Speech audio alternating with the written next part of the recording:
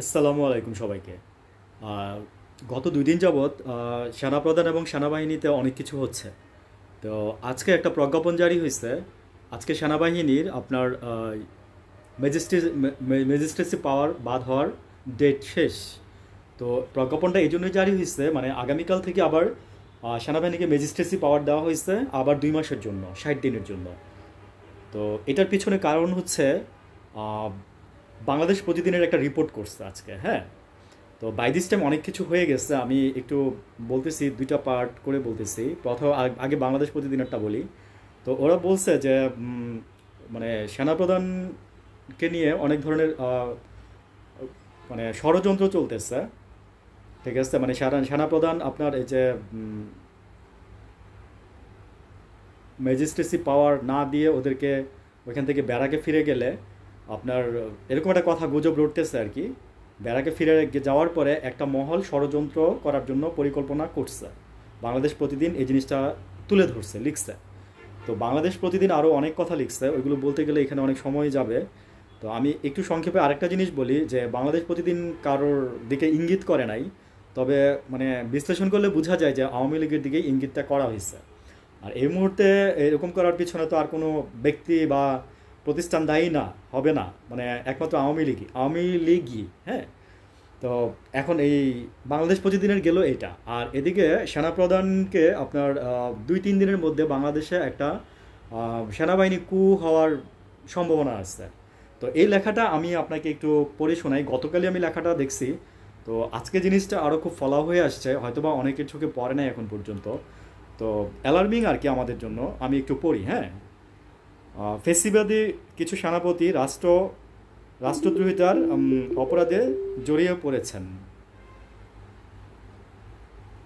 আওয়ামী লীগের কার্যক্রম নিষিদ্ধ হওয়ায় সেনাপ্রধান নেতৃত্বাধীন জেনারেল একটি ক্ষুদ্র গোষ্ঠী ভীত ও বিচলিত বোধ করছে। তারা এখনও ভারতীয় সেনা কমান্ডের প্রভাবে পরিচালিত হচ্ছে। সীমান্তের ওপারে নির্দেশে জেনারেল ওয়াকার উজ্জামান গতকাল সোমবার বঙ্গভবনে বেআইনি সেনা সমাবেশ ঘটিয়েছেন। অন্তর্বর্তীকালীন সরকার বিরোধী কোনো ঘোষণা দেওয়ার জন্য রাষ্ট্রপতি চুপ্পুকে চাপ দেওয়ার পরিকল্পনা থেকে এসব করা হচ্ছে। আওয়ামী লীগের কার্যক্রম নিষিদ্ধ করার পর বাংলাদেশের নেতৃত্বে শীর্ষ পর্যায়ে গুরুত্বপূর্ণ পদগুলো থেকে নিজেদের লোক ছাড়া আমাদের সরিয়ে নিয়ে যেতে হবে, এরকম আর কি, ঠিক আছে। তো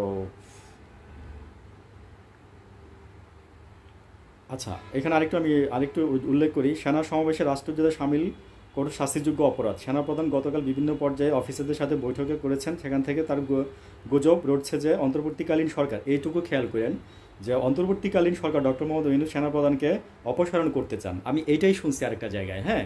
যে এটা নিয়ে সেনাবাহিনীর মধ্যে একটা কু করার একটা প্রচেষ্টা চলতেছে সেনাবাহিনীর আপনার মিড লেভেলের অফিসার এবং নিচের লেভেলের অফিসারদের মধ্যে। গুজব ছড়িয়ে অফিসার ও সৈনিকদের মধ্যে একটা মানে বুক করার চেষ্টা করতেছে, সেনাপ্রধানকে অপসারণ করতে চান, এরকম আর কি। তো এই গুজব ছড়িয়ে জুনিয়র অফিসার এবং সৈনিকদের সমর্থন আদায় চেষ্টা করতে তা ব্যর্থ হয়েছে। আগামী কয়েকদিন সেনা অভ্যুত্থানে ঝুঁকিতে থাকবে বাংলাদেশ, ঠিক আছে। সৈনিক এবং অফিসারদের সমর্থন না পাওয়ায় শীর্ষ জেনারেল সফল হওয়ার সম্ভাবনা খুবই কম। তবে সেনাবাহিনীর দেশপ্রেমিক সদস্যদের প্রতি সর্বদা ইন্ডিয়ানদের বিষয়ে সজাগ থাকার আহ্বান জানাচ্ছি, বুঝছেন। তো এই হলো মোটামুটি নিউজটা আর কি। তো আসলে কি সবই গুজব। তো আমি ওই যে শিমুল ভাই নামে একজন আছেন সাংবাদিক, উনি মানে ভালো স্পিচ দেন। তো ওনার বিশ্লেষণটা আমি অনেক মানে সবসময় শুনি।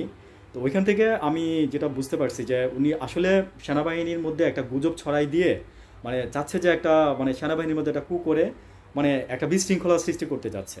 তো আসলে কিন্তু কোনোটার কোনো ভিত্তি নাই, হ্যাঁ। জাস্ট বাংলাদেশ প্রতিদিনই এই নিউজটা করছে।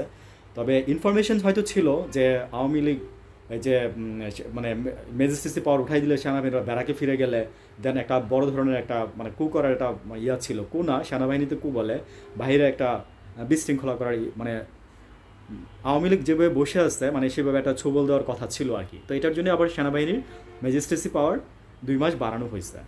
তো মোটামুটি এই সেনাবাহিনীকে নিয়ে একটা নিউজ ছিল।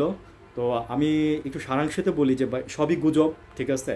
মানে সেনাপ্রধানকেও সরানো হচ্ছে না, এই নিয়ে কোনো চিন্তা কারণ নাই আপাতত। মানে চুপ্পুকেও সরানোর চিন্তা আপাতত কারণ নাই। মানে এখন জাস্ট সময়ের দাবি, এগুলো যদি হয় তো সামনে হবে, বাট অ্যাট দিস মোমেন্ট এগুলো নিয়ে কারোর কোনো মানে কিছু করার কোনো প্ল্যান নাই, কারণ এগুলোর কোনো ভিত্তিহীন কোনো প্রমাণ নাই। আমি অনেক জায়গায় সার্চ করছি বা অনেক একটু খোঁজ খবর নিচ্ছি, এগুলো টোটালি জাস্ট একটা গুজব, ঠিক আছে, nothing else. Okay, thank you, ভালো থাকবেন সবাই, আসসালামু আলাইকুম।